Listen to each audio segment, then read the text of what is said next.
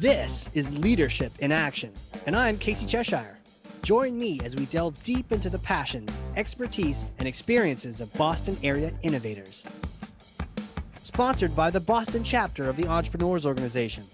This is Leadership in Action. Here it is. We are recording. We're live. I'm so excited. My guest today is absolutely amazing. I'm a huge fan. Let me tell you about her. She is an outstanding and like a outspoken entrepreneur, social activist, winner of regional Emmys, other awards. She's an advisory board member for trauma recovery, a board member of EO Boston, partner at 3 Point Media, co-host of the Latin XYZ podcast, creative director and founder at Mora Studio, Clemencia Herrera. Welcome to the show. Wow, that's quite the intro. Yeah, well, you deserve it. Man, here's the so Khaleesi. How do you have time to talk to me? What's that? I don't know. I love doing this. I have my own podcast and I just love having conversations and talking about stuff. Right. And isn't it the best talking to another podcaster, because then it just works. We just speak our language. Yeah, totally. Totally. When we were talking about when preparing about this, I'm like, yeah, don't worry. I do this every week. Yeah, totally. So let's get into it. What is a common misconception about leadership, being an entrepreneur, or running a business? I would have to say the whole thing about you're a natural born leader, like this whole people are natural leaders. Yeah, I'm going to have to smash that. Yep. Smash it. Okay. What's the deal? I mean, we're not born with these magic powers of leadership. Well, I don't think so, because it's like, just because you like taking initiatives, like, for example, and all the assessments that I've done for myself, like, yes, it comes out that I like to take initiatives and I like to motivate people to like come and do the things that I take initiative on, which is like, I'm a good motivator. Yeah. It doesn't really mean that I am a natural leader. It's just like, I take initiatives. And so it's like, just because you take initiatives or you are smart and you come up with smart ideas, it doesn't mean that you're a leader. It doesn't mean that you're a good leader either. True. I think that getting people motivated and helping them stay motivated is a skill. It's a muscle that you have to exercise, and also that you have to learn how to use. And because you want people's buy-in. You can't just be like barking orders at people, like, and then you're like, oh, I'm a natural leader. I just, tell people what to do left and right. Because like, I feel like everyone out there has had a boss like that. And then when you're just like questioning yourself, why is this person a boss? Why is they're my boss? Or they're saying like, why are they telling me to do these things that I don't agree with? Or that, this person doesn't understand what they're asking of me. There's just so many layers of, I'm sure everyone out there has had bosses that you just don't understand, what they're doing. So, yeah. So it's just like, I don't think that, I think that basic leadership is a skill. You just learn it like any other, and you have to practice it. When you say, when people say that it's natural, it almost like it takes the control away from them, right? Because they either have it or they don't. And if they have it, well, then I guess they're just good at it.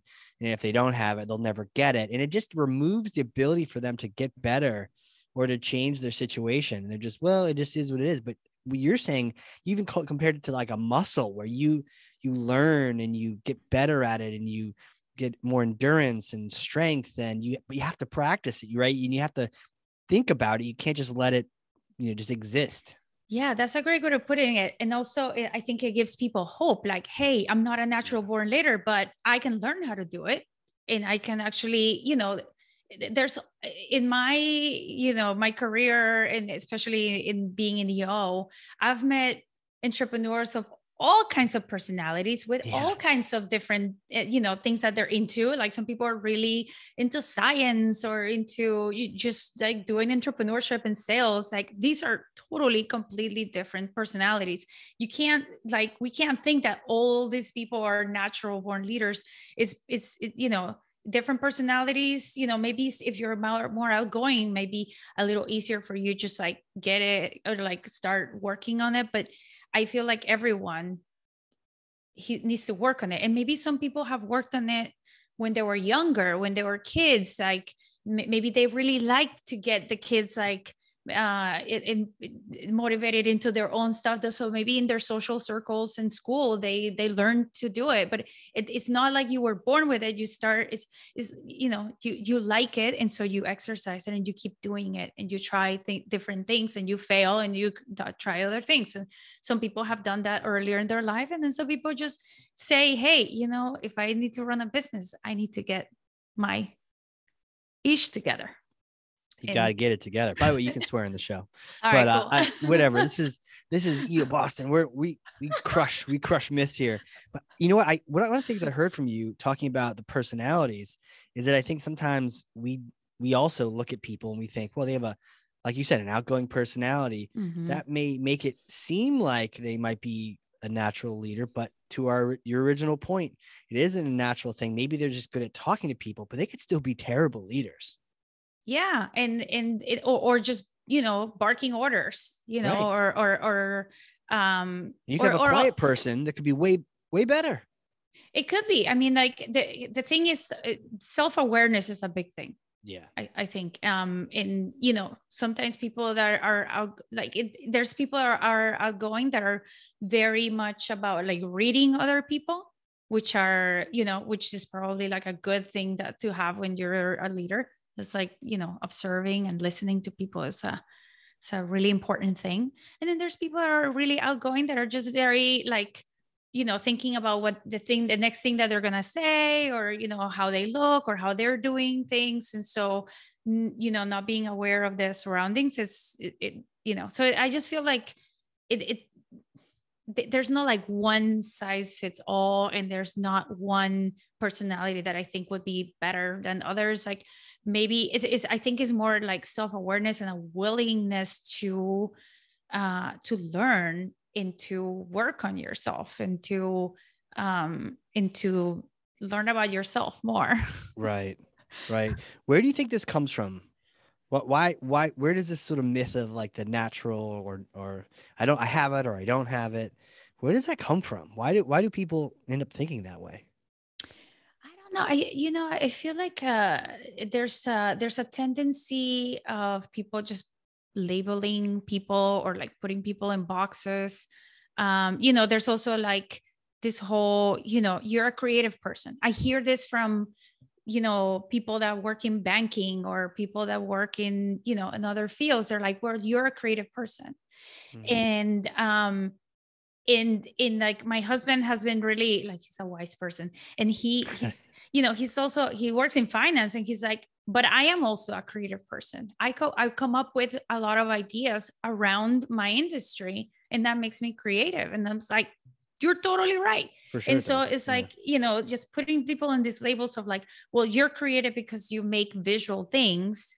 I also don't agree with that. And also, people aren't born with like natural artistic inclinations. I mean, I feel like maybe they have artistic interest, and so they practice a lot on it, because they love it. And so they're like, I love illustrating, I love observing nature and like, drawing it, or I love working with, things with my hands. So then they do it so much because they love it, and then they get really good at it. And so it's like, I think it's the practice of it. And yes, people are born with different interests and different abilities, or like, but like some people are really good at numbers, some people are really good at abstract ideas, but that doesn't mean that you can't like exercise other things. I don't know. There's this like, I don't like to label things. Yeah. Labels are kind of easy, right? It's oversimplification sometimes. Yeah. Just drop a label on something. Yeah, exactly. Leader, not leader. I hear, and this is like, one of the things where this comes from is like, I'm a Latina. And so it's like, I've been hearing people say, oh, you don't look like a typical Latina. I'm like, what does that mean? I wouldn't even know, like, what is that Yeah, supposed I to don't look know. like, right? Yeah, What do I have to exactly. do Yeah, to what am I qualify? supposed to look like, or what am I supposed to be doing, or what am I supposed to be dressing like?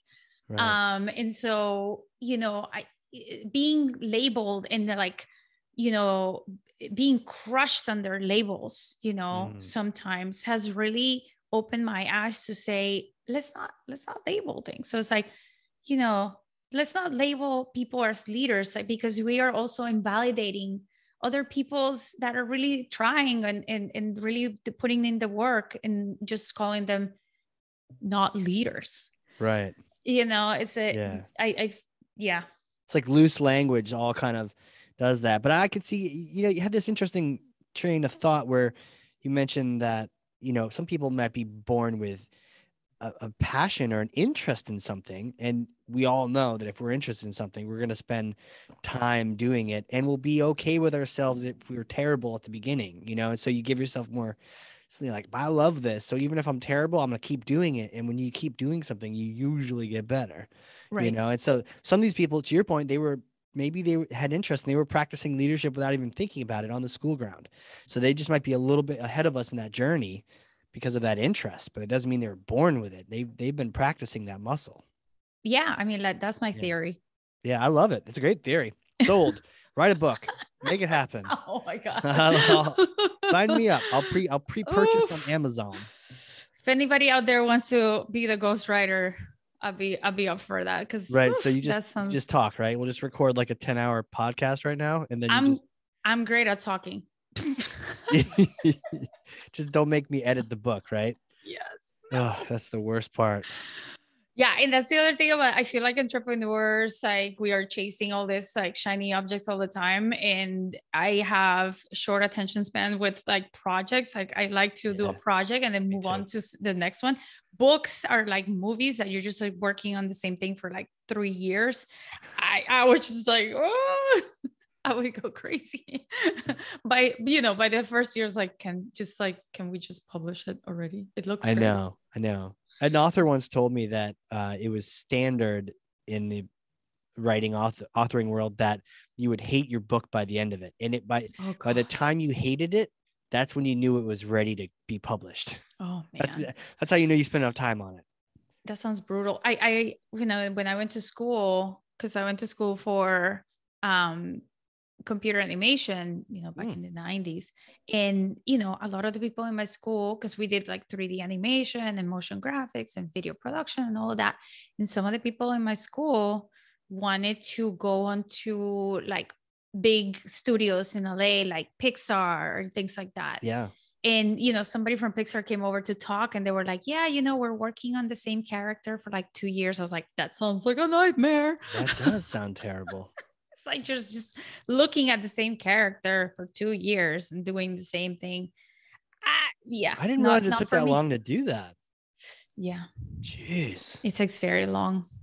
Yeah, Jeez. 3D animation is a work of patience and problem solving, and just like slow progress. And yeah, there's Huh. the programs are vast, and so there's like tons of different ways in which you can make things, and so you're always trying to see which way is the best way to do it. So yeah, Yeah. don't yeah, it Yeah, was. okay. Noted. Books and computer animation, two things that are not quick projects for the entrepreneur to dive into. Yeah. I wanted to circle back just one more thing on that leadership. And I wanted to ask you, I think sometimes people get confused on whether they have it or not because they're not sure what it actually is. And I was curious what your definition of leadership might be. That is a good question. So I know we can always Google it, but it's like that internal feeling of like, what does it mean when, Yeah. or maybe even like, what is a good leader? Well, I can just speak from my own experience of what Yeah. I've learned over time. And that is that if your team is feeling good about what they're doing day to day, then you're a good leader, and, I feel like, um, again, going back to this, like, the experience that people had of other bosses that are always like why are we doing that? And also, Yeah. nobody asked for my opinion. And so it's like making the team feel good, like, okay, things are going well, I am respected, I have been able to voice my opinion. I Yeah. also uh I also get some credit for things that I've done.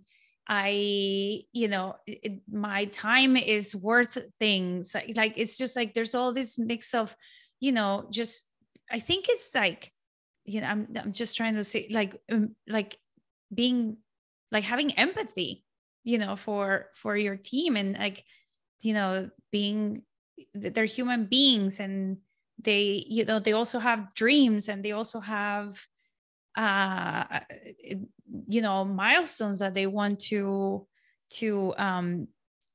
to get to. And you as a business owner, you have your goals and your milestones, and it's like, how do I get all these people from all different walks of life to like sign into my dream, Yeah. Yeah. and it's being inspiring, and it's motivating, and it's also respecting, and making people feel like they're worth something, and like also helping them grow, there's also vulnerability around being a leader. And yeah, I think did that answer a Yeah. question? No, the vulnerability, it's just, and the feeling that your team has when you're leading them the right way. They're like connected to the mission, you know? Yeah, and these are all, I know these are all like, squishy things that are like intangible. Yeah. But ultimately, like, it's not really about the work. Like, people could be doing work that is kind of grueling, and sometimes just, sucks. But if they're motivated and they believe and they're passionate, they will do it. They will do crappy work, and that's being a good leader, when you have people that, you can instill that passion that we have for our business into them. And people out there, I'm still a leadership padawan. I am by no means I am by no means in that place in which like everything is hunky-dory and like everything is working Oh, amazingly. for sure. But it's I guess that's the goal of being a good leader. Yeah. But I think it's an important point that you mentioned about being a Padawan and, an entry level Jedi. We're all learning. And I think as soon as you stop learning, now we're back to the very beginning of that myth, which is people that think it's an on and off switch, or I'm just good at this. No, we're constantly, and I'm sure you ask any leader who's been doing this 40 more years than you and I have, and they'll still tell you they're learning if they're Yeah. good, because they're constantly, it's about people, and we're not easy to decode sometimes. Yeah, it's a whole gray area, which I mean, personally love gray areas. I am not a black and white, Yeah, I was never a numbers person, so I like to deal in like squishy things. And people, and also, what I do is like advertising, and you're advertising to people, and people change their minds on a constant basis, and external factors make them change their mind, or make them change their opinion and things. So it's like, you can never just like, okay, well, this is the way that I'm leading forever and ever and ever, and that's it. Like, it's like, you have to constantly adjust the way that you're leading too, yeah, to the times, to the evolution of people, to the evolution of humanity, to, just things that are happening out there, during COVID. You can't just be like, all right, everybody, just keep working. And it's like, you got to open some spaces for people to voice their fears, and for people to take the time to take care of their families. And there's all these things that you have to keep adjusting when you're a leader, that I feel are very important. And it's not, just like establishing processes, and the processes are important. Hey, I believe I have for sure. become a believer, but But it's also really important to be that, again, listening and observing, in sort of like being empathetic and just saying like, how is my team feeling right now? Maybe are they feeling, if during, the pandemic, like, 2 years ago, are they feeling scared? Are they feeling concerned? Do they think that they're going to lose their jobs? Like, do I need to reassure them, or like, do they need to talk? So it's like, you know, it's a constant evolution in like I said before, also it's a constant evolution internally for yourself. um I am a big believer of always working on my personal growth. Knowing yourself is really important in your style of leadership. Like, again, like being self-aware, so how people see you and how you show up for them, and also like, what you like, what you dislike, the things that make you react, and Yeah. and so that's important to know, because then you might be doing things that you don't even notice, and your team hates it, and Right. then but also opening lines of communication to them, just be like, hey, if I did something, if I messed up, just let me know, like, if we can have a conversation. So yeah, I'm always, trying to work on myself. I do spiritual work, I meditate, I have coaches, reading books. Yeah. So like the whole 9 yards, just like, I also really love this kind of thing. So to me, it's interesting, and it's I don't want to say it's not fun, but because like Yeah. working on yourself is it's not for the faint of heart. Um, Right. but it is definitely very enriching, and I just wouldn't have it in any other way.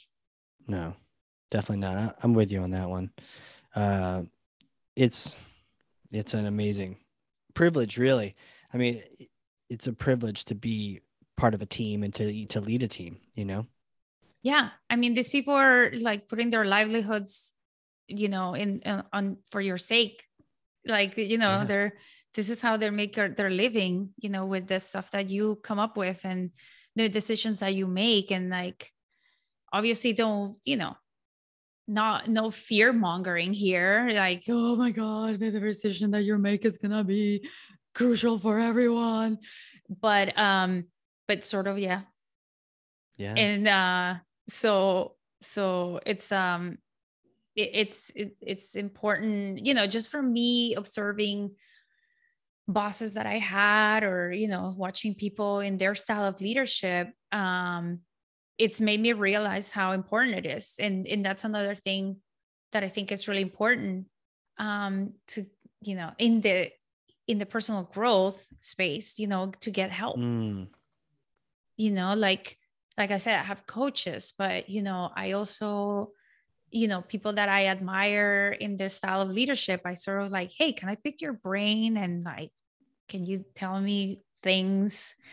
um and also, talk with your teammates. Like, obviously, it's we can't talk about the teammates about like the bad things, but having being able to for them to feel like there's a space that you have open to have, candid conversation, about how they feel of your style of leadership. And like, you can take it as you want. You could just be Hmm. like, thank you for the feedback, and like either work on it or not. But you also want to know how your team feels about you.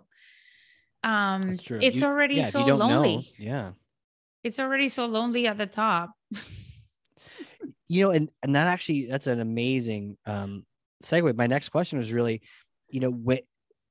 because it can be so lonely at the top for leaders and entrepreneurs. What kind of resources, groups, communities do you look for or lean to stay connected? Well, I mean, EO for me has been amazing that way. Yeah. Because I have friends and I have great friends, but none of them own their businesses.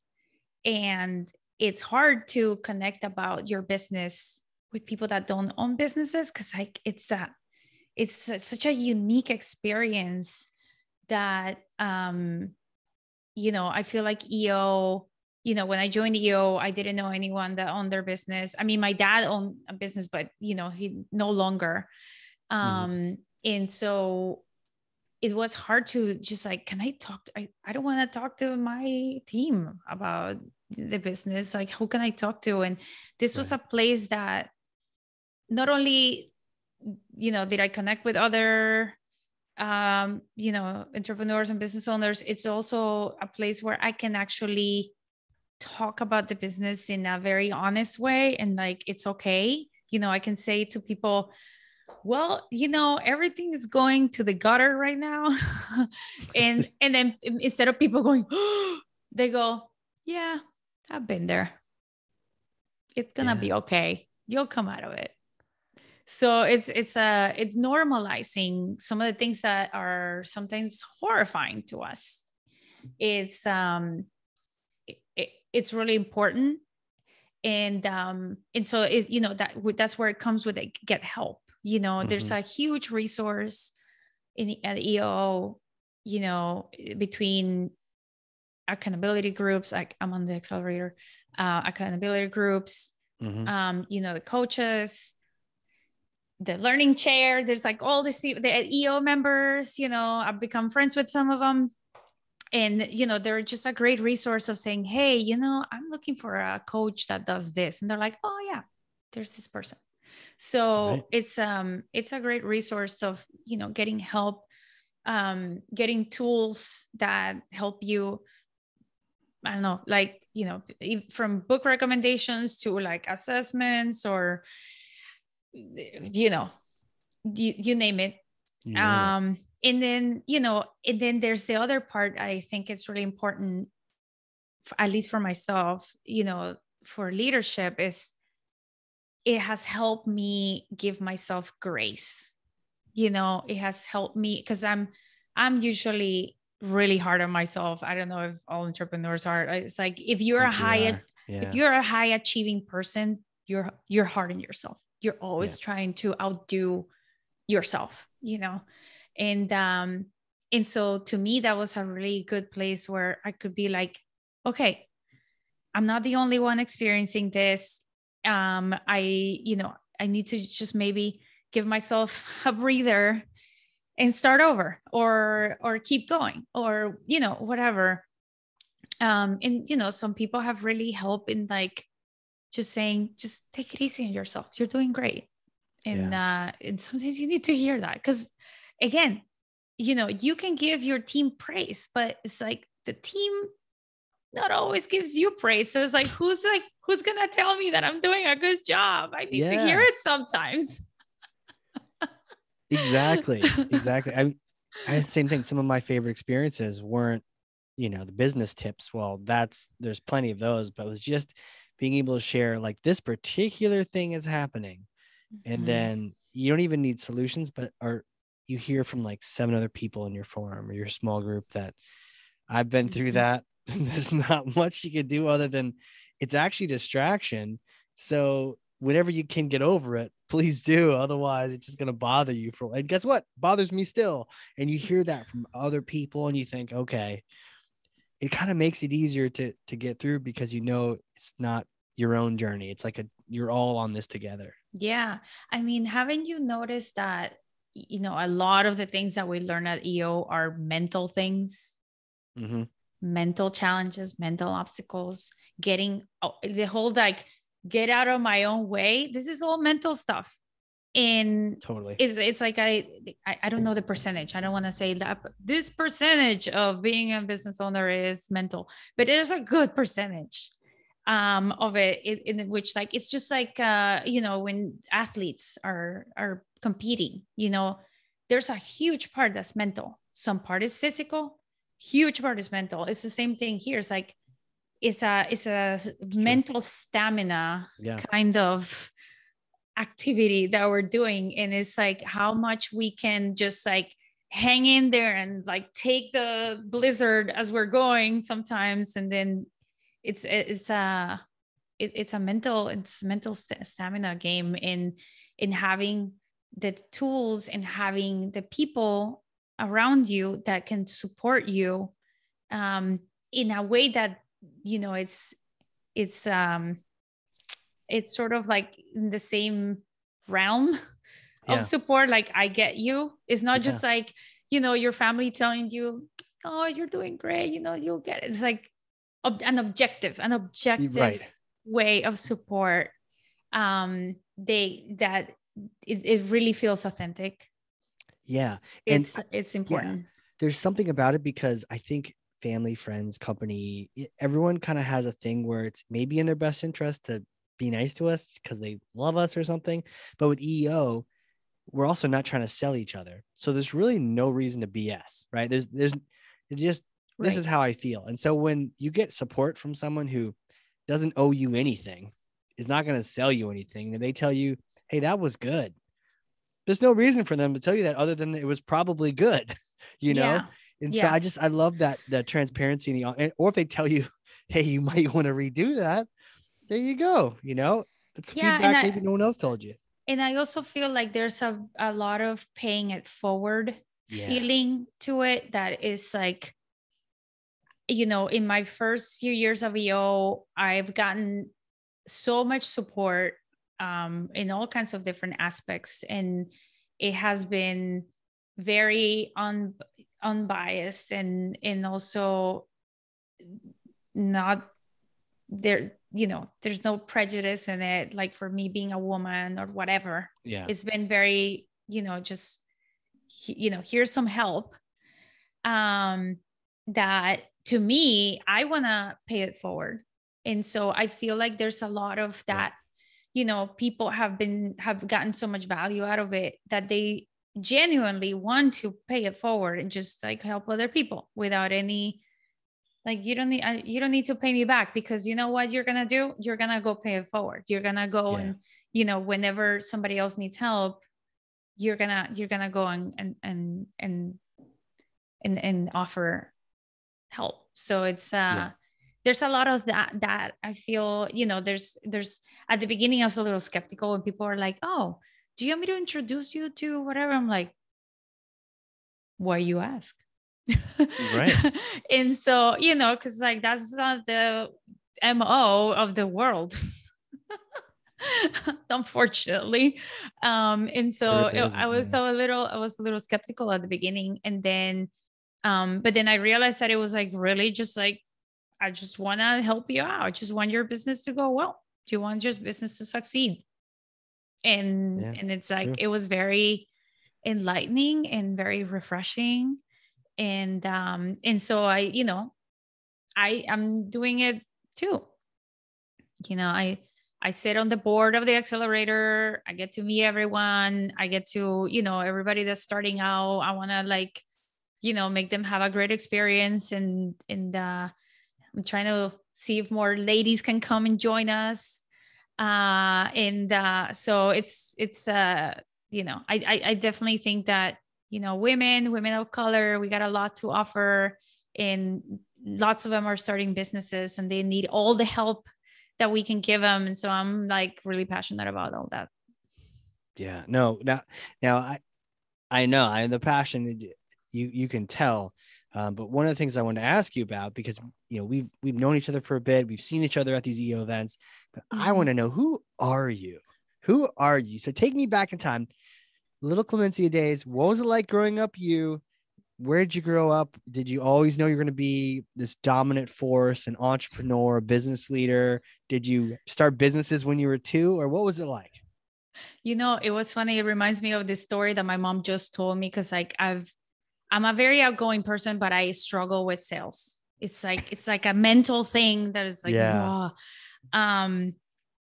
And I have a sales coach, and like I've read books and all that. And I'm telling you, man, it's like, it's a thing, but I'm working on it. This constant working. Anyway, so I was telling my mom about, you know, this sort of mental blockage about it. And she goes, that's so funny because when you were a kid, you would be like, hey, mom, here, let's go knock on this lady's house or like this house. And then like I would knock on the door and like a lady would open. I'd be like, hi, do you have any kids in there? Because I want to play with them. I'm like, what? I can see you doing that. I can see you just walking. A little bit I know about you. I could see you totally doing that. I mean, in a way, yeah, because like I definitely walk into like events and be like, hi, how's it going? Hi. Yeah. But yeah, that's sort of like the personality that I think I've always had this personality. But yeah, so I was born in Colombia, in Cali, Colombia. Oh, wow. And I moved to the US when I was 12, in the early 90s. And I mean, like I grew up in Florida, in Fort Lauderdale. Wait, when did you move? How old were you? I was 12. 12. Yeah. So, wow. So you probably remember a lot about, I mean, because sometimes when you move, I mean, when you're like 4, it's like vague memories, but 12, you probably. Yeah. And not only that, my mom would send me back to Colombia every summer to hang out with my cousins and my family. I would like just live in my aunt's house for a couple of months in the summers. Yeah. And then, they would come down, for a little bit, whenever they had vacation, but like I'm always very much still in touch with Colombia and my family in Colombia. Wow. What is it like? So you did the knock knock thing in Colombia? Yeah. That's amazing. Yeah. Yeah, it was funny. But yeah, moving here was challenging. Back, I guess people know about Florida. Florida is like a hodgepodge of things, that you have like these little areas that are, majority Latinos, and then you have areas that are like majority Anglo. So it's we moved into a majority Anglo area. And I don't think that the majority of these people had ever seen Latinos. And so it was kind of challenging to live there. And, some of the personality was kind of like, oh man, can I actually knock on this door now? Because like, does it feel safe to knock on these doors of these people that I don't know? And I don't really speak the language that well. And, it's like it's a metaphor. Of course, I didn't want to do that because I was older. I was a teenager, but it was definitely, it felt less safe, to be here. And so it was challenging, learning the language, learning the culture, trying to negotiate my Colombian culture with like this new thing that I was creating within myself. And this is, after so many years of like going through it, when I was older, I actually decided to build my business around that. And I had a business, my business was like it was always marketing related, but it kind of evolved over time to be like, you know what? I think that a lot of other Latinos and immigrants are also experiencing this, this feeling of like, who am I here? I'm not Colombian anymore. I am not fully American, or at least people tell me I'm not American. Wait, who tells you you're not? That's crazy. I don't want to get into it. Okay. But it's like, who am I? Yeah. And like identity. Yeah. So and it's like, you don't really, you start sort of feeling that you don't belong anywhere, because you go back to Colombia and they call me la gringa. Really? Yeah. And like, and I also feel like, because you like your accent's just a little bit, it's not as fresh, like it. Yeah, it could be the accent. It could also just be like, I've come home with like really short hair or like shaved head, things like that. And they're like, what has America done to you? Yeah, they're like, wearing these clothes that are different, and people are like, sure, who is this chick? So I am different to them. and I am different to the people here. So it's like, it's like the, you know, I do political advertising. I help campaigns that are political and advocacy campaigns, talk to Latinos. And in a lot of the work that we do, it's like being proud of this new identity that we are creating here in the US, that is not one thing and it's not the other thing. It's something different that we're creating. In like these threads are we've lived for so long just feeling like just like this patch on top of this country that is like where do we belong? And it's like this belonging. You know, one of the biggest issues that we're having is like Latinos aren't voting. Why is that? Because they don't feel like they belong here, even though they're like second, third generation here. Okay. And it's a big crisis. And I think for me, you know, feeling the same way of like, do I really, you know, how do I belong here? How do I show up here? And that's it's this work based on this gray area, a lot of squishy things, and I love it. It's finding ways to build ourselves up from the inside, you know, in like building an identity and then building pride, and then building a better future for us, starting from ourselves, because nobody else is gonna come and help us. We just need to do it ourselves. And Yeah. so You know, it's interesting that there's so much gray, like to your point, gray area. It's not, it's so much to sort out, but you're not running away from it. You're like, bring it on, bring me that mess. Let me clean it up. Let me figure it out.